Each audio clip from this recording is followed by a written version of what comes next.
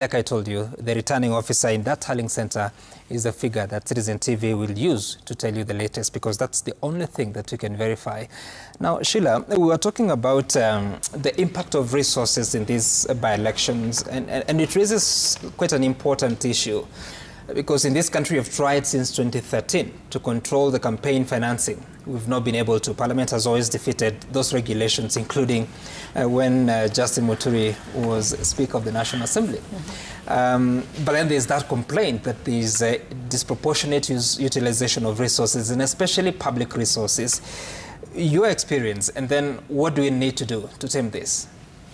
Like I said before, it was very disturbing, the over-involvement of both resources and even personnel who, according to the Constitution, the way the Constitution was envisioned, was that there was certain, civil servants that we don't expect to be seeing within these elections. I mean, you can imagine there were some elections that was an election in a ward that you had the senior most, government officials coming in.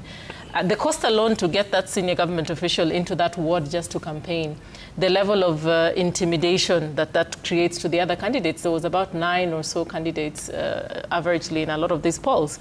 At the same time, we don't have clear election laws that states that they cannot explicitly be, part of this. I mean, the law is not quite clear, and maybe that's a challenge that IEBC needs to work on, to develop laws that clearly state and regulate that what happens when a senior government official is involved so directly in campaigns, because I think that is causing so much fatigue into the voting process that we should really be a bit cautious about. It then begs the question of resources. I was trying to calculate on average. You have a constituency, let's say a constituency like Kasipul, for example, down in Homa Bay. How much resources was used to campaign for a member of parliament who then will go in for the next 18 months to work, versus if the resources were used to actually work for the people in that particular constituency? I think that's where we need to sober up a little bit more. Let people not be under so much pressure, and let the electorates decide whoever they would like to have win. We still have a lot of development challenges in these particular places that we are conducting elections. We cannot have a political class that is more excited about the electioning process and egos and who's going to win what where, rather than actually taking those resources and then focusing them really in working for the people. The same energy that they use to campaign, I hope they use the same energy to actually work for the people who they've now ended up electing, so that for the next 18 months or 2 years when they'll be in power, that we can see the same energy they're using there to go back to those constituencies and make sure that there's medicine and there's all the infrastructure that is needed. Otherwise, we'll have a problem. And otherwise, I'd also ask Kenyans, please watch out for the political class, because if it's during campaigns and someone can go and live in Mbeere North for 1 week, surely enough they can continue living there for a long time to ensure that the people of Mbeere North actually have all their needs that are met. If it is Kasipul, being able to get all those people together there and use all those resources, I hope Kasipul will now look shiny, like it's the best constituency ever, so that they pump those resources, use the same energy. Otherwise, what it points to is really, can we go back and reflect a little bit from this exercise and try to ask ourselves, do we need to be very clear about our electoral laws? And we haven't discussed quite well the role of IEBC in this. I think IEBC has had a very interesting role. I've been trying to monitor since morning until now. There was a lot of accusations that both sides were throwing sometimes to IEBC about ballot boxes being stuffed. In terms of the violence, you could see the chair came out really and called out those who are trying to be violent around these areas. And IEBC, I think in many ways, is struggling to say this is our job. Security is not our job. Yep. I believe IEBC is only concerned with security up until maybe 400 meters from the polling station. Beyond that, for example, what was going on in Malava, they have nothing. It's not IEBC to intervene. Right. It's supposed to be the security forces. So IEBC has been trying to navigate this space where they're trying to really become the referee between the politicians and the security forces and the rest of them. But IEBC should also be concerned with the role that goons and gangs have played up until now, because otherwise 2027 is going to be a big problem. Right. And Mheshimiwa Karuli, let me come to you, because Parliament, like I said, since 2013 has always defeated the implementation of the campaign financing law and regulations. Is it necessary that actually we manage how much resources are spent on elections? Yes, I think it is so important, Sam. And I would like to link it to Political Parties Act. If you look at Political Parties Act, 0.003% of government revenues are set aside for financing political parties. And as I've said before, they are funded even for the years they are not participating in elections. Yep. Generally, parties are funded so that they participate in elections. In other words, it's election expenses that should be financed. But in Kenya,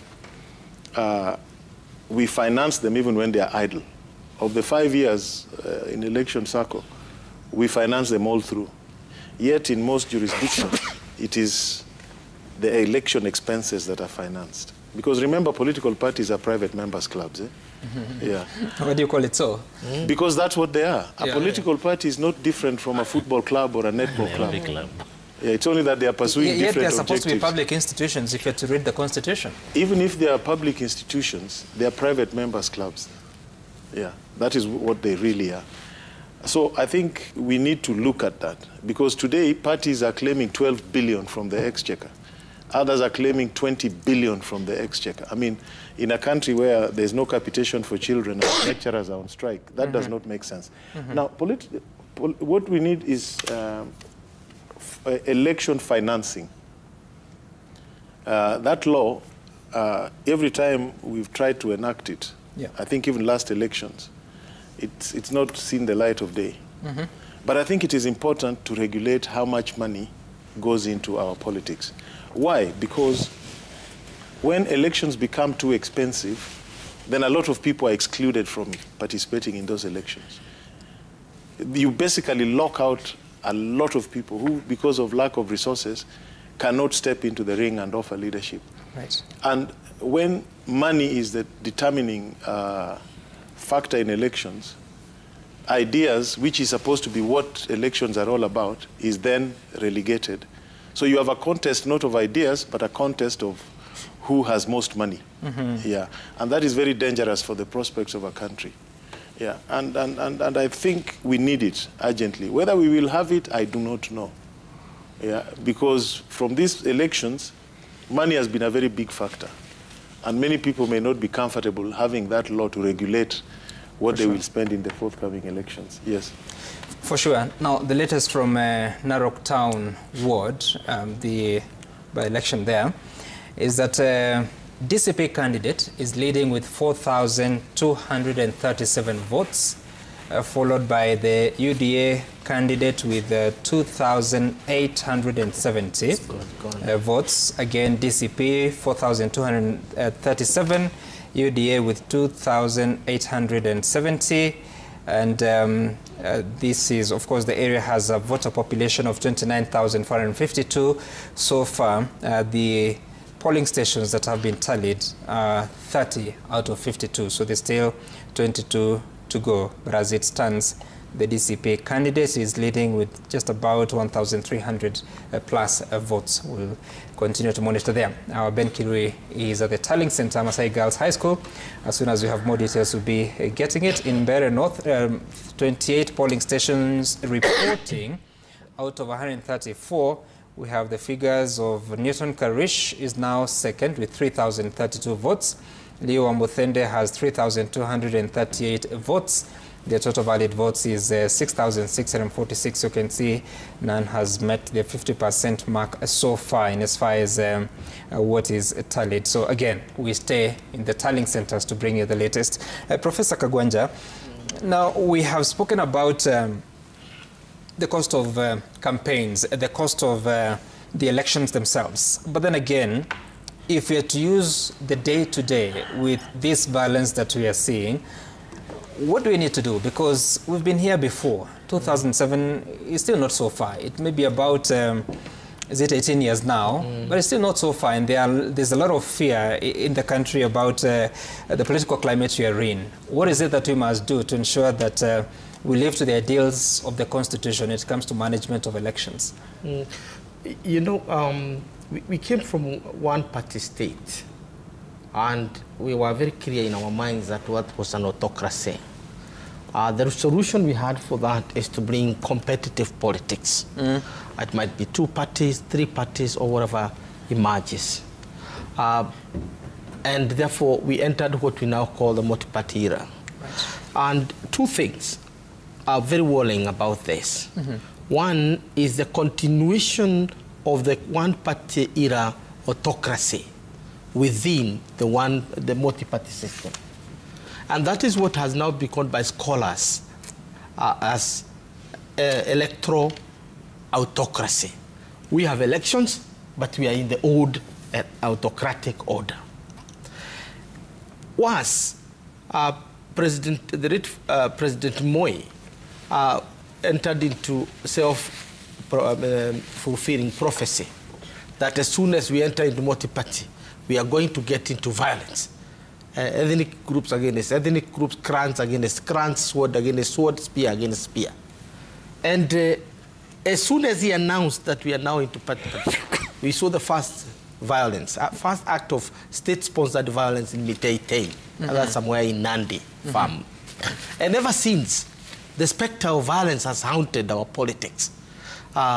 You know, the privatization of violence, or the, if you wish, the informalization of violence, which is basically a culture of goonism.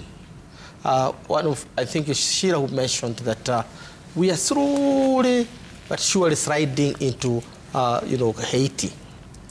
The problems we had in 2007 and why it became such a huge violence is because the state at that time, under President Kibaki, had lost control over violence.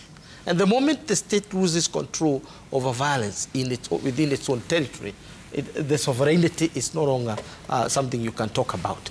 That is actually the tragedy with Somalia. Somalia has a very strong society, but a very weak state because the state has no instrument of violence. You can bring Ugandans, bring Kenyans, and everybody, but it is not holding together. So our election, this one, and if you just cast it towards the future, 2027, it is projecting a very, very worrying picture that we risk losing this country to goons, whether they are sponsored by individuals or sponsored by the state. And that is something we should be worried about, because all the gains we have made in terms of consolidating our democracy and its institutions, having our parliament as a supreme body in the land because of the nature of democracy, are going to be lost. So if you wish, I would want us to really focus on the quality of our democracy. And the conclusion is that we are just halfway from authoritarianism, because what we have is electoral autocracy. The pillar of that electoral autocracy is IEBC, because it's the one mandated to ensure that it nullifies the situations where goons, you know, are operating. But now they are operating with Abaddon, total Abaddon. And even those who are organizing them are there. I heard in Bere, you know, open public pronouncements that so-and-so, the opposition is bringing goons. They started talking about goons the day before yesterday. Right. Goons, violence, and they even know where they are procured from. So the procurement of goons has become a very lucrative business, more lucrative than, you know, authorized guards, security guards, perhaps even more than our security forces. And we need to get worried in terms of the future of our democracy. What is emerging from the picture, and it's really beginning to become clear, is that, of course, we have 7 by-elections for MP, 1 for senator, and 17 for MCS. It is appearing to me that the opposition is gaining an upper hand, even in rare places within the local grassroots politics, because there violence is not as intense as it is here at the constituency level.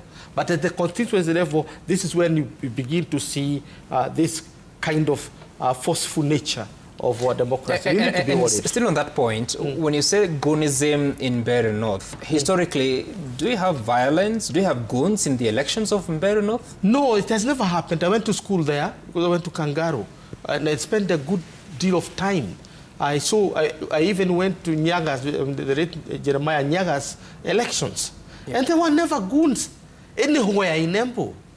You could see those things in my constituency, home constituency of Kagema. That was common. Slightly Kiharu, where the battle between Matiba and Kiano, but very, very mild, not very much. Okay. This culture of goons in Mbeere is completely unheard of. Meaning, it is a project. But again, researchers will have to tell us what nature it took. Okay. But it is very unprecedented so far. Now, Dr. Chesa, in Malava constituency, of course, Kasipul is a totally different affair because even the reason why we're having a by-election today is because the Member of Parliament was murdered. Yes. And there's a matter that is still going on in court. But Malava, is there a history of violence? Malava has a history of violence. There's a gentleman called Musavini Nambua, who was ODM candidate for Malava in 2007. That man saw bad things in the hands of Soita Shitanda, who eventually won on Newford, Kenya, which was allied to PNU. Because I was in that election, I remember that Musavini's 4 vehicles were burnt down as the ODM candidate. And when he went to the OCS to report that matter, he found his opponent, Shitanda, seated in the OCS seat ready to receive a report. And Musavini just walked away. There's something that happened in Western Kenya today that apparently perhaps your team has not covered. They have announced the results for Kisa East in Khwisero, where DCP candidate has won.